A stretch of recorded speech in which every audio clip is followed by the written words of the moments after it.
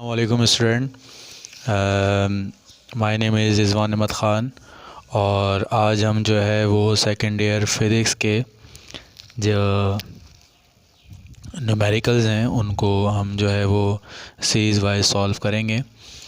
और सबसे पहले आज हम जो है चैप्टर नंबर 12 इलेक्ट्रोस्टैटिक का जो कूलम्स लॉ है उसका न्यूमेरिकल जो हम करने के लिए जा रहे हैं। और इसमें देखें कि न्यूमेरिकल जब भी आप सॉल्व करने के लिए जाएंगे तो उसमें जो सबसे अहम चीज़ है वो ये है कि आपको जो है उसकी थ्योरी जो है वो क्लियर होना चाहिए। जब आपको थ्योरी क्लियर होगी तो फिर ही आप जो है वो न्यूमेरिकल्स को आसानी से सॉल्व कर सकते हैं। तो अब सबसे पहले देखें हम कूलम्स लॉ, तो ये आप जो है वो पढ़ ही चुके होंगे। तो सबसे पहले हम जो है इसमें कूलम्स लॉ पढ़ लेते हैं। कूलम्स लॉ है क्या? कूलम्स लॉ बुनियादी तौर पर जो है वो ये क्वांटिटेटिव रिलेशनशिप है बिटवीन टू चार्जेस, ठीक है। और चार्जेस की प्रॉपर्टीज़ आपको पता है कि चार्जेस दो किस्म के होते हैं, पॉजिटिव और नेगेटिव। अगर जो है वो अपोजिट चार्जेस होंगे तो वो तो एक दूसरे को क्या करेंगे, रिपल करेंगे। अगर जो है वो ये रिपल्सिव फोर्स एग्जर्ट करेंगे, जैसे आपने मैग्नेट को देखा है, अगर आप जो है उनकी जो है वो नॉर्थ और नॉर्थ पोल को एक साथ लेके आ जाएं तो रिपल करते हैं। इसी तरह से ये चार्जेस भी जो हैं वो रिपल करते हैं। और अगर सेम चार्जेस आ जाएं तो वो अट्रैक्टिव फोर्स जो है वो क्या करते हैं, उस पर रिपल करते हैं, ठीक है। तो अब सपोज़ हमारे पास चार्ज हैं, ये चार्ज हम कह देंगे चार्ज Q1 है और ये चार्ज जो है वो Q2 है। तो ये जो चार्जेस हैं ये एक दूसरे पर जो है वो अट्रैक्टिव फोर्स भी लगा सकते हैं और वो रिपल्सिव फोर्स भी लगा सकते हैं, और वो डिपेंड करता है कि हमारे पास चार्जेस जो है वो कौन से मौजूद हैं। अब देखें ये जो इनके दरमियान क्वांटिटेटिव रिलेशनशिप है वो कूलम्स ने बताया था कि ये जो आपके पास फोर्स ऑफ जो आपके पास फोर्स है वो जो है डायरेक्टली प्रोपोर्शनल है। किसके डायरेक्टली प्रोपोर्शनल है? Product of their charges and inversely proportional to their square of their distances. उनके दरमियान जो भी डिस्टेंस है, उनके दरमियान जो भी है डिस्टेंस, उनके इन्वर्स ऑफ देयर स्क्वायर है, ठीक है।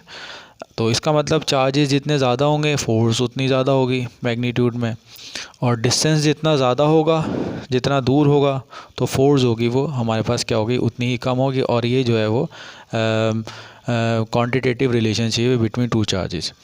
अब देखें ये फोर्स चार्ज 1 भी जो है वो इसके ऊपर फोर्स लगाएगा, ठीक है, और चार्ज Q2 भी जो है वो इसके ऊपर क्या करेगा, फोर्स लगाएगा, ठीक है। तो अब यही चीज़ जो है वो हमने इस न्यूमेरिकल में अब देख लेते हैं क्या है। तो न्यूमेरिकल सॉल्व करने में सबसे पहले यही चीज़ देखते हैं कि हमें जो ये सवाल है ये हमें कौन सा जो है वो सवाल दिया गया है। तो सबसे पहले देखें जो टॉपिक है वो हमारे पास जो है वो इसको सवाल पढ़ने के बाद आपको अंदाज़ा हो जाएगा। ये हमारे पास कूलम्स लॉ है। अब लिखा हुआ है 2 अनइक्वल चार्जेस। अब ये चार्जेस हमें नहीं पता है इनके पास चार्जेस क्या हैं, तो उन्होंने 2 अनइक्वल चार्जेस, तो इसको हमने कह दिया Q1 और इसको हमने कह दिया Q2, ठीक है।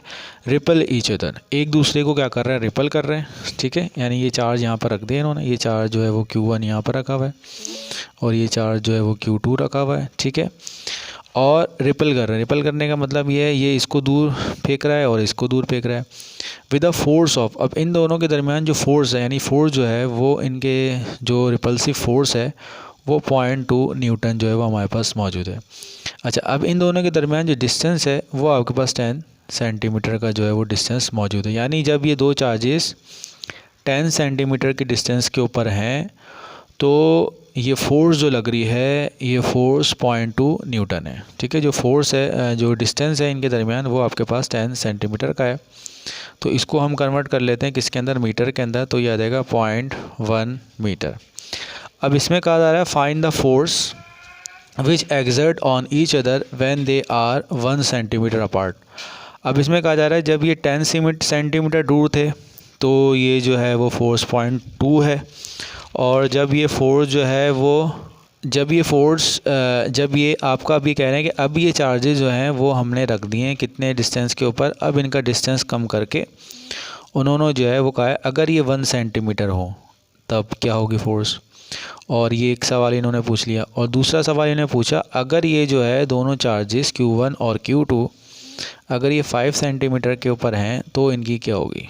ठीक है, इसका मतलब पहले डिस्टेंस था, फिर उन्होंने डिस्टेंस कम किया, तो अब डिस्टेंस कम करने पे जाहिर सी बात है रिलेशनशिप पढ़ चुके हैं, जितना कम डिस्टेंस होगा फोर्स जो होगी वो उतनी ज़्यादा होगी क्योंकि इन्वर्स में है।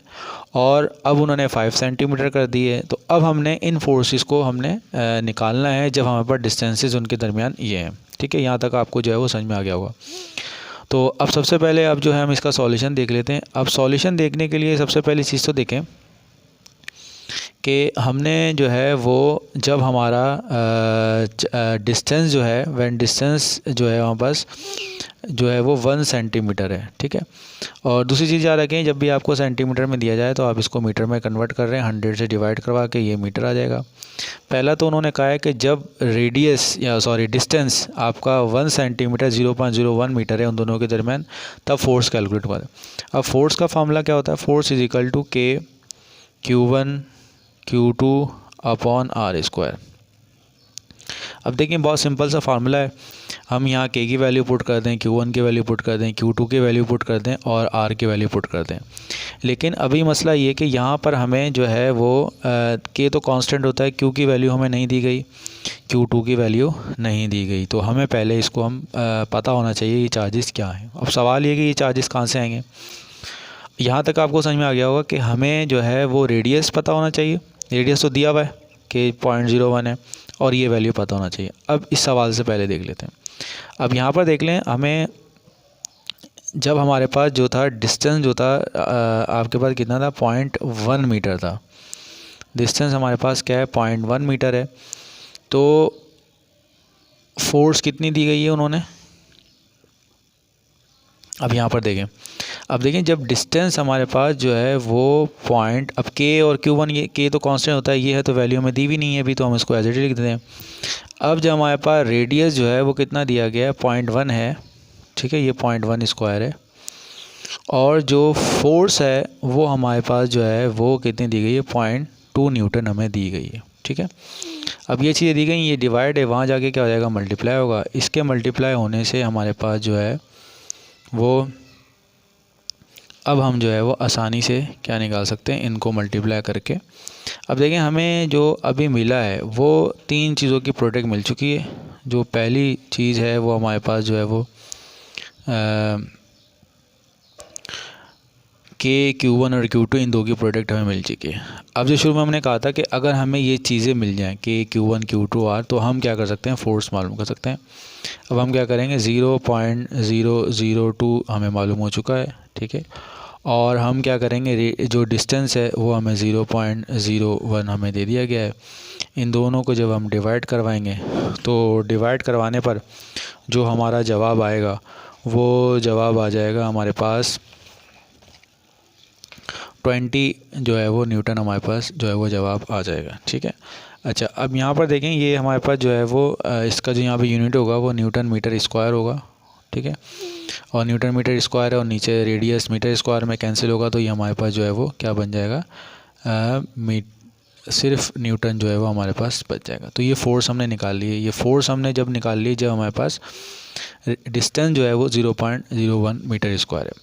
अब दूसरा देख लेते हैं कि हमारे पास जो रेडियस दिया गया है, रेडियस जो हमें दिया गया है वो कितना दिया गया है, जब हमें 5 सेंटीमीटर दिया गया। 5 सेंटीमीटर मीन कि हमें जो है वो 0.05 मीटर जो है वो हमें गिवन है। ठीक है, अब देख लेते हैं वही चीज़ है हमारे पास, F is equal to K Q1 Q2 जो है हमारा 0.0 जो था वो 2 था, और जो डिस्टेंस अब हमें दिया गया 0.05 दिया गया है। अब जब हम इसको सॉल्व करेंगे तो सॉल्व करने पे इसका जवाब जो आएगा वो आएगा 0.8 न्यूटन हमारे पास जो होगा वो जवाब आ जाएगा। तो स्टूडेंट यहाँ देखें, हमने जो है वो एक न्यूमेरिकल सॉल्व कर लिया है। इसमें जो है वो बुनियादी तौर पर जो है वो हमें फोर्स मालूम करनी थी जब हमारे पास जो है वो चार्जेस जो है वो 0.1 मीटर पर हों, 0.01 मीटर पर हो और 0.05 मीटर पे हो। तो ये हमने जो है इनके दरमियान फोर्स जो है वो मालूम कर लिया।